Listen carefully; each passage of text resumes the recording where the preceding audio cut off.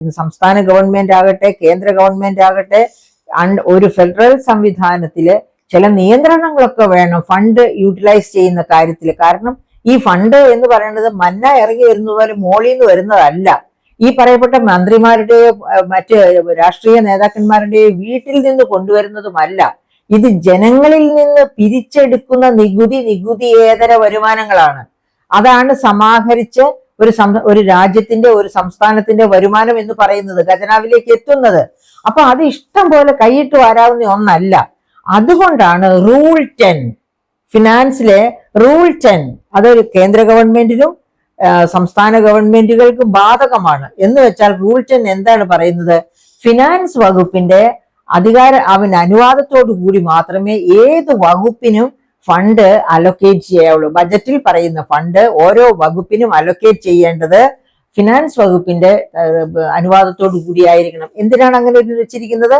അനാവശ്യമായിട്ട് ഫണ്ട് എന്താ പറയുക, ഇൻഇഫക്റ്റീവായിട്ട് ചെലവഴിച്ചു പോകരുത്. അത് കൃത്യമായി പർപ്പസ്ഫുൾ ആയിട്ട് പ്രൊഡക്റ്റീവായിട്ട് തന്നെ ഈ ഫണ്ട് ചെലവഴിക്കണം. അതിനു വേണ്ടിയാണ് അങ്ങനെ ഈ റൂൾ 10 കേന്ദ്ര ഗവൺമെന്റ് സംസ്ഥാന ഗവൺമെന്റ് ബാധകമാക്കി വെച്ചിരിക്കുന്നത്. എന്നിട്ട് ഈ ഭരണപരിഷ്കാര കമ്മീഷൻ എന്ത് ചെയ്തു? അങ്ങനെ ഈ റൂൾ 10 ഇല്ലാതെയാക്കിക്കൊണ്ട് അതിൽ നിന്ന് മോചനം നീട്ടുക സംസ്ഥാന ഗവൺമെന്റ്. അങ്ങനെ ഓരോ വകുപ്പിനും ആവശ്യം ഉള്ളത്ര ഫണ്ട് ചെലവഴിക്കാൻ അവനവന് അവസരം കൊടുക്കുക, അധികാരം കൊടുക്കുക. അത് ഫിനാൻസ് അതിൽ കൈകടത്തേണ്ട. ആ തീരുമാനത്തിലാണ് ഭരണപരിഷ്കാര കമ്മീഷൻ റിപ്പോർട്ട് തയ്യാറാക്കിയത്. പിന്നെ അത് ചോദ്യം ചെയ്ത് അത് നടപ്പാക്കാൻ സമ്മതിക്കാതിരിക്കുകയാണ് ചെയ്തത്. അപ്പൊ ഈ ഗവൺമെന്റ് കൈവിട്ട കളിയാണ് കേരളത്തിൽ കളിച്ചുകൊണ്ടിരിക്കുന്നത്.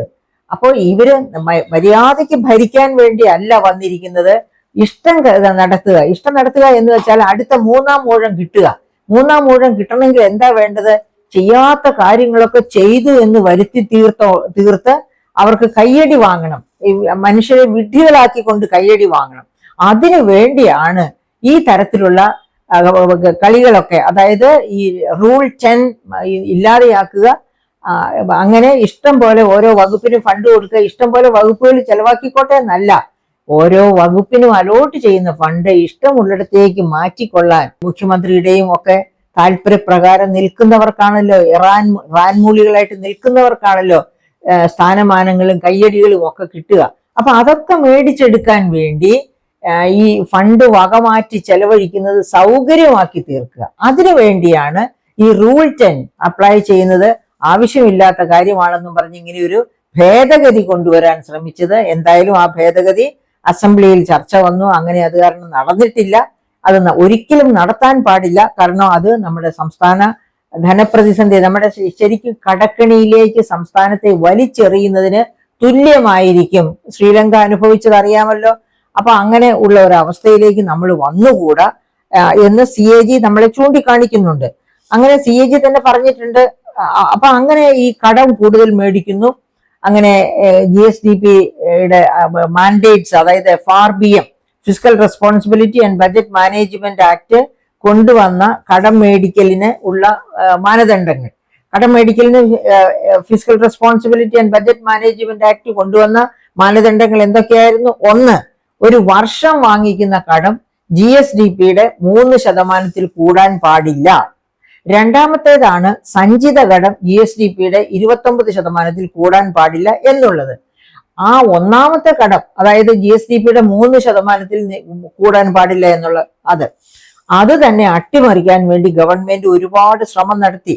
പക്ഷെ ആ അട്ടിമറി ശ്രമം പരാജയപ്പെട്ടപ്പോഴാണ് ഒരു സ്പെഷ്യൽ പർപ്പസ് വെഹിക്കിൾ എന്ന പേരിൽ KIIFB, Kerala infrastructure investment fund board രൂപീകരിക്കുന്നത്. അങ്ങനെ നമുക്കറിയാം, മസാല ബോണ്ട് ഇറക്കി, ലണ്ടൻ സ്റ്റോക്ക് എക്സ്ചേഞ്ചിലൂടെ മസാല ബോണ്ട് ഇറക്കി CDPQവിൽ നിന്ന് 2185 കോടി ആദ്യം തന്നെ സമാഹരിച്ചു. 9.723% പലിശയ്ക്ക്. അങ്ങനെ അതിനെ തുടർന്ന് കിഫ്ബി വഴിയുള്ള കടമെടുക്കൽ തുടങ്ങി. അപ്പോഴേ നമ്മുടെ CAG ചൂണ്ടിക്കാട്ടി, ഇത് കിഫ്ബി നമ്മുടെ സംസ്ഥാന ബജറ്റിനകത്തെ കടമെടുക്കലാണ്, പുറത്തല്ല. എന്തുകൊണ്ടാണ് കിഫ്ബി പുറത്തല്ല അകത്താണെന്ന് CAG ചൂണ്ടിക്കാട്ടിയത്? കാരണം കിഫ്ബി വഴി കടമെടുക്കുമ്പോൾ തീരുമാനിക്കുമ്പോൾ തന്നെ ഡോക്ടർ തോമസ് ഐസക്ക് ഒരു പ്രധാനപ്പെട്ട ഉപാധി, ഒന്നല്ല 2 പ്രധാന ഉപാധികൾ കൊണ്ടുവന്നു. എന്തൊക്കെയായിരുന്നു 2 പ്രധാന ഉപാധികൾ? ഒന്ന്, എന്താണ്, ഒരു ഇന്ധനം, ഏതേല് ഒരു സെസ് ഏർപ്പെടുത്തി ഇന്ധനത്തിൽ. ഞാൻ നേരത്തെ പറഞ്ഞല്ലോ, അതായത് മറ്റ് സംസ്ഥാനങ്ങളിലെ ശരാശരി ഇന്ത്യയിലെ ശരാശരി വെഹിക്കിൾ ഡെൻസിറ്റി വെറും 68 ആയിരിക്കെ കേരളത്തിൽ അത് 466. അപ്പൊ എന്ന് വെച്ചാൽ വാഹനങ്ങൾ മേടിക്കുന്നത് ഓടിക്കാനല്ലേ. അപ്പൊ അങ്ങനെ ഡെൻസിറ്റി ഉള്ള സംസ്ഥാനത്താണ് ഒരു വെഹിക്കിൾ സെസ് കൊണ്ടുവരുന്നത്. ആ വെഹിക്കിൾ സെസ് അതുകൊണ്ട് തന്നെ വലിയ തോതിൽ വരുമാനം കൊണ്ടുവരും. കിഫ്ബിയുടെ പലിശ കൊടുക്കാനും മുതൽ കൊടുക്കാനും പറ്റും. പക്ഷെ അതുകൊണ്ട് മാത്രം പറ്റില്ല. കാരണം നമുക്കറിയാം, ഇപ്പൊ കിഫ്ബി ഒരു ഇഷ്യൂ ആയി വന്നപ്പോ വലിയ പ്രോബ്ലം ആയപ്പോ പുറത്തു വന്നു 93,000 കോടിയോളം രൂപയാണ് കിഫ്ബി വഴിയായിട്ട് ഇതിനകം കടമെടുത്തത് 2016-17 മുതൽ ഇതുവരെ. അപ്പൊ ഈ 93,000 കോടിയോളം കടമെടുത്തു എന്ന് പറയുമ്പോൾ അതിന് കൊടുക്കേണ്ട മുതലും പലിശയും അടുത്ത തലമുറയിലേക്കാണ് ആ ഭാരമൊക്കെ വരാൻ പോകുന്നത്. അപ്പൊ അങ്ങനെ മുതലും പലിശയും കൊടുക്കേണ്ട ഒരവസ്ഥയിലേക്ക് കിഫ്ബിയെ കൊണ്ടുപോയി. അങ്ങനെ കിഫ്ബിയെ കൊണ്ടുപോയപ്പോഴാണ് CAG ചൂണ്ടിക്കാണിച്ചത് കിഫ്ബി വഴിയുള്ള കടമെടുപ്പ് ബജറ്റിനകത്താണ്. അതിന് കിഫ്ബിക്ക് ചൂണ്ടിക്കാട്ടിയ കാരണങ്ങൾ എന്തായിരുന്നു? ഒന്ന്, ഈ ഇന്ധന സെസ്, അതായത് പെട്രോളിയം ഉൽപ്പന്നങ്ങളിൽ ചാർത്തിയ സെസ്, അത് ഒരു സെസ് ഏർപ്പെടുത്തുന്നത് കൊള്ളാം, പക്ഷെ അത് പോകേണ്ടത് എങ്ങോട്ടാണ്? ഖജനാവിലേക്കാണ്. ഇത് പോയത് ഖജനാവിലേക്കല്ല, നേരെ പോകുന്നത് കിഫ്ബിയുടെ അക്കൗണ്ടിലേക്കാണ്. അപ്പൊ പറഞ്ഞു അത് ശരിയല്ല, ഖജനാവിൽ പോകേണ്ടതാണ് കിഫ്ബിയുടെ അക്കൗണ്ടിൽ പോണത്, അതുകൊണ്ട് കിഫ്ബിയുടെ അക്കൗണ്ടിലാണ് പോകുന്നത്. ഓക്കെ, പോയിക്കോട്ടെ. പക്ഷെ കിഫ്ബി അപ്പോ ബജറ്റിനകത്താണ്, ബജറ്റിന് പുറത്തല്ല. ഇതായിരുന്നു CAGയുടെ ക്ലെയിം. അതുപോലെ CAGയുടെ രണ്ടാമത്തെ ക്ലെയിം എന്തായിരുന്നു? നമ്മുടെ മോട്ടോർ വെഹിക്കിൾ ടാക്സിന്റെ 50% നേരെ പോകുന്നത് കിഫ്ബിയിലേക്കാണ്. നമ്മൾ നേരത്തെ പറഞ്ഞ അതേ യുക്തി തന്നെ. ഇത്രയേറെ മോട്ടോർ വെഹിക്കിൾ ഡെൻസിറ്റി ഉള്ള സംസ്ഥാനത്തിൽ മോട്ടോർ വെഹിക്കിൾ ടാക്സിന്റെ 50% എന്ന് പറയുന്നത് സബ്സ്റ്റാൻഷ്യൽ ആയിട്ടുള്ള ഒരു എമൗണ്ട് ആണ്. ആ തുക എങ്ങോട്ടാണ് പോകുന്നത്? ആ തുകയും നേരെ പോകുന്നത് കിഫ്ബിയുടെ അക്കൗണ്ടിലേക്കാണ്, അല്ലാതെ ഖജനാവിലേക്കല്ല. അപ്പോൾ CAGയുടെ രണ്ടാമത്തെ യുക്തി ഈ കിഫ്ബി എന്ന് പറയുന്നത് എന്താണ് പറയുക, ബജറ്റിന് പുറത്തല്ല, ബജറ്റിനകത്താണ് എന്ന്. പിന്നെ എന്തുകൊണ്ടാണ് കിഫ്ബിയിൽ അന്യ രാജ്യത്തെ വ്യവസായികളും എല്ലാവരും വന്ന് ഇൻവെസ്റ്റ് ചെയ്യുന്നത്? 2 പ്രധാനപ്പെട്ട കാരണങ്ങൾ കൊണ്ടാണ്. ഈ സംസ്ഥാന ഗവൺമെന്റിനെ ഓർത്ത് കിഫ്ബി അത്ര വലിയ ഒരു വലിയ സംഭവമാണെന്ന് വിചാരിച്ചിട്ടല്ല. കിഫ്ബി എന്ന് പറയുന്നത് ഗവൺമെന്റ് സ്പോൺസേർഡ് ആയിട്ടുള്ള ഒരു ഇതാണ്. അപ്പോ ഗവൺമെന്റ് ആണ് അതിന്റെ കടങ്ങളൊക്കെ പലിശ സഹിതം തിരിച്ചു കൊടുക്കാനുള്ള ഉത്തരവാദിത്വം സംസ്ഥാന ഗവൺമെന്റിന്റെ തലയിലാണ് വരിക. അപ്പൊ അതുകൊണ്ട് അതൊരു സോവറിൻ ബോണ്ടാണ്. ഇനി ഈ സോവറിൻ ബോണ്ടിന് വേറൊരു ഇതും കൂടെ ഉണ്ട്. ഇതൊരു ഫെഡറൽ സംവിധാനമാണ്. സംസ്ഥാന ഗവൺമെന്റ് മുതലും പലിശയും കൊടുക്കാൻ മടിച്ചാൽ ആര് കൊടുക്കേണ്ടി വരും? കേന്ദ്ര ഗവൺമെന്റ് കൊടുക്കേണ്ടി വരും. ഈ 2 ന്യായങ്ങൾ മൂലമാണ് കിഫ്ബിയിൽ വലിയ തോതിൽ ഇൻവെസ്റ്റ്മെന്റ് വരുന്നത്. അതും CAG ചൂണ്ടിക്കാട്ടി. ഇതൊക്കെ ചൂണ്ടിക്കാണിച്ചിട്ടും കടവുമായി മുൻപോട്ട് പോയി. അവസാനം എന്ത് സംഭവിച്ചു? അവസാനം കേന്ദ്ര ഗവൺമെന്റ് തന്നെ ഇടപെട്ട് നോക്കുമ്പോൾ ഈ 2024 മാർച്ച് ആകുമ്പോഴത്തേക്കും എന്ത് സംഭവിച്ചിരിക്കുന്നു? ഈ ബജറ്ററി ബോറോയിങ് തന്നെ 3,85,000 കോടിയായി. കിഫ്ബി വഴിയുള്ള ബോറോയിങ് 5,109 കോടിയായി.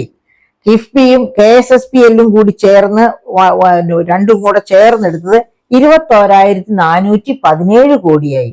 അങ്ങനെ മാർച്ച് 2024 ആയപ്പോഴത്തേക്കും തന്നെ കടം, അതായത് സംസ്ഥാനത്തിന്റെ മൊത്തം കടം 4,14,475 കോടിയായി. അതിനുശേഷമാണ് ഈ വർഷത്തെ കടവും, അതായത് 25-26 ബജറ്റിലെ കടവും ഒക്കെയും കൂടി ചേർന്ന് ഇപ്പോൾ 6 ലക്ഷം കോടിയായതായിട്ടാണ് നമ്മുടെ CAG ചൂണ്ടിക്കാണിക്കുന്നത്.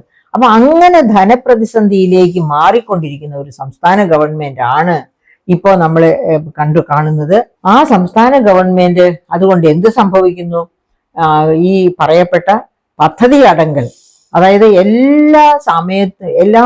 ഈ കഴിഞ്ഞ 10 വർഷവും, ഇപ്പൊ നമ്മൾ 10ാമത്തെ വർഷത്തിലാണ്, വരവ് ചെലവ് കണക്കുകൾ തമ്മിൽ പൊരുത്തപ്പെടാത്ത രീതിയിൽ കടം കൊള്ളുന്നത് ഉപയോഗിച്ച് കടം വാങ്ങിയതിന്റെ പലിശ കൊടുക്കുന്നു.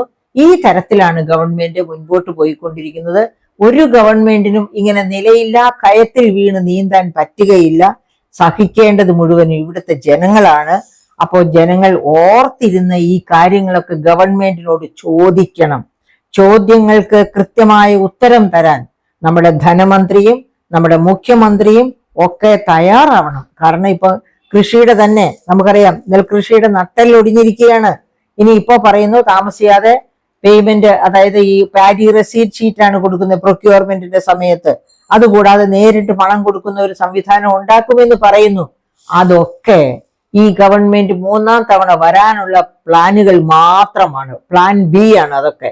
ആ പ്ലാനുകൾ അനുസരിച്ച് ഗവൺമെന്റിന്റെ മൂന്നാം പ്രാവശ്യം നമ്മൾ അധികാരത്തിലേറ്റിയാല് ബാക്കി എന്തായിരിക്കും എന്ന് ഊഹിച്ചാൽ മതി. പാഡി റെസീറ്റ് ഷീറ്റ് പോലും ചിലപ്പോൾ നിലച്ചു പോകും. കർഷകരുടെ കണ്ണീര് മാത്രമായിരിക്കും അതിന്റെ ബാക്കി പത്രമായിട്ട് ഉണ്ടാവുക.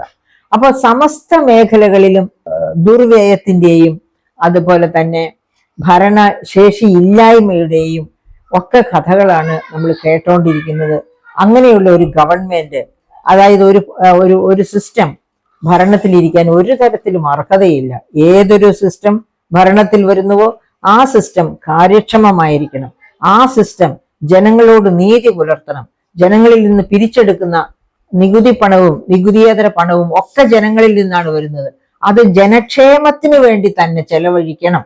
അത് അങ്ങനെ അതിന് പ്രതിജ്ഞാബദ്ധമായി കർമ്മശേഷിയിലൂടെ അത് കാണിച്ചു കൊടുക്കുന്ന ഗവൺമെന്റിനായിരിക്കണം ജനങ്ങളുടെ അംഗീകാരം, അവരുടെ വോട്ട്.